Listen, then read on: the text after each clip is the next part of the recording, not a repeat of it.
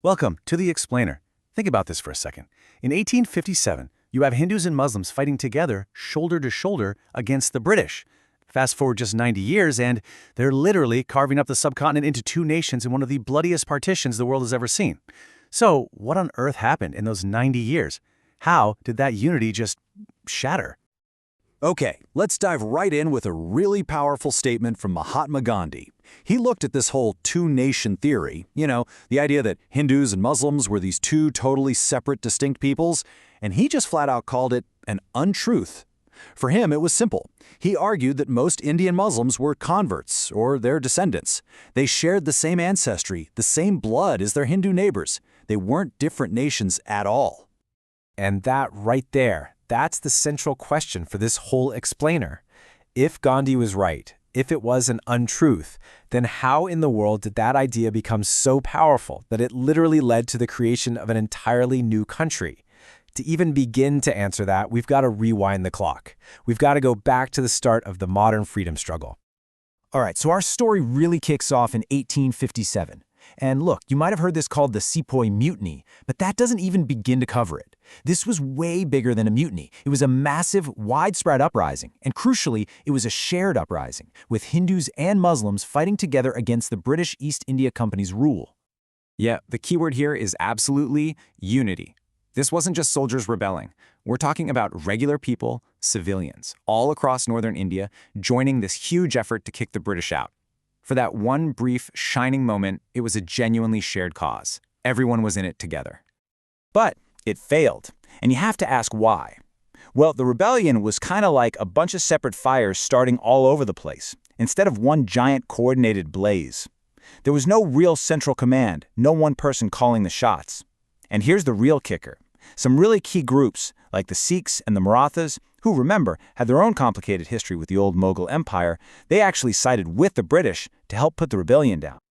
So, the defeat in 1857 was absolutely brutal, but it taught a really powerful lesson.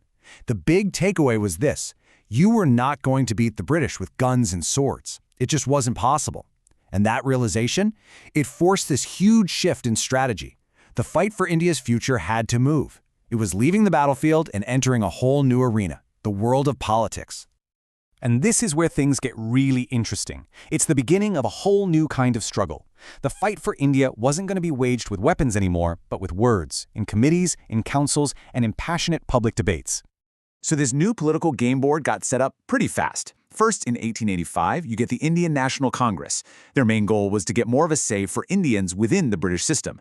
But right away, this created a new problem, or at least a new fear for some Muslim leaders. They started thinking, hang on, in a future democratic India, we're going to be minority. How do we make sure our voices aren't just drowned out? And that very fear, it led directly to the creation of the All India Muslim League in 1906, with the specific goal of protecting Muslim interests.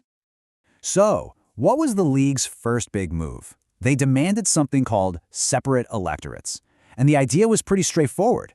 To make sure Muslims had guaranteed representation, Muslim voters would have their own separate voter rolls and would only vote for Muslim candidates. It seems like a simple idea, right? But this one concept, dividing the voting public up by religion, man, it would become one of the biggest, most divisive issues in all of Indian politics. Okay, so fast forward a bit. This whole new political game gets its first major test drive in 1937. For the very first time, there are elections for provincial governments. This was huge. It was the first time Indians were going to get a real taste of what it was like to govern themselves, even if it was still under the British crown. And the results? Whoa, they were nothing short of a political earthquake, especially for the Muslim League. I mean, their whole reason for being was to represent India's Muslims. But they only won 106 out of almost 500 seats that were specifically for Muslims. Meanwhile, the Congress Party, they just crushed it. A stunning victory, sweeping into power and forming governments all across the country.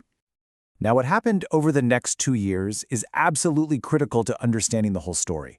For a lot of Muslims, this period of Congress rule felt like a scary preview of what a future united India might look like.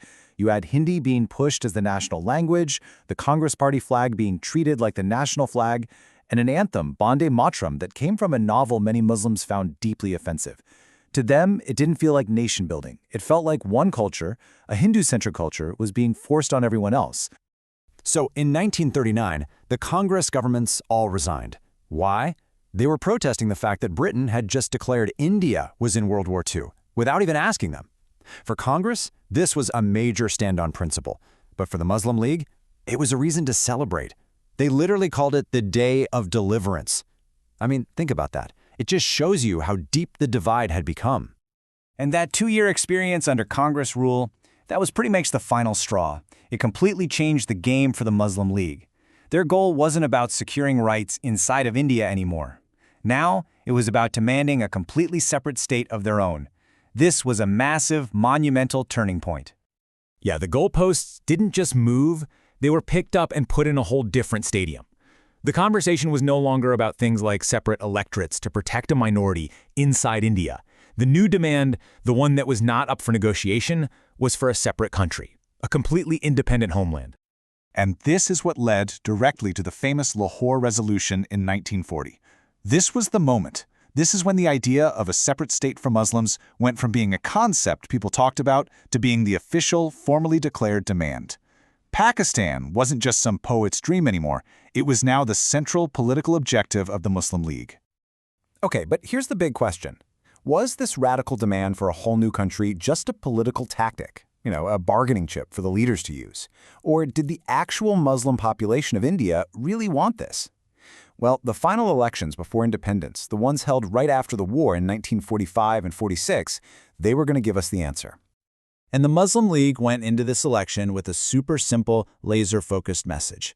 It was basically just 2 points. Number 1, Pakistan is what we, the Muslims of India, demand. Number 2, we, the Muslim League, are the only ones who speak for you. That's it. They essentially turned the entire election into a straightforward yes or no vote on the very idea of Pakistan. And the result? It was an absolute landslide, a complete 180 from what happened back in 1937. The Muslim League didn't just win, they won a massive, overwhelming victory, taking almost every single one of the seats reserved for Muslims all across India.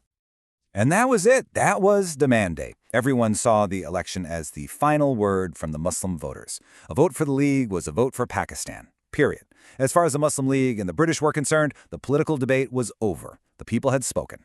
So the political demand gets validated with a huge democratic win. But this victory immediately created a much harder, much more painful question. Okay, you've won the vote for a separate nation. But how do you actually do that? How do you take a map where communities are woven together for centuries and just draw a line through it? The political battle might have been won, but the human tragedy, well, that was just about to begin.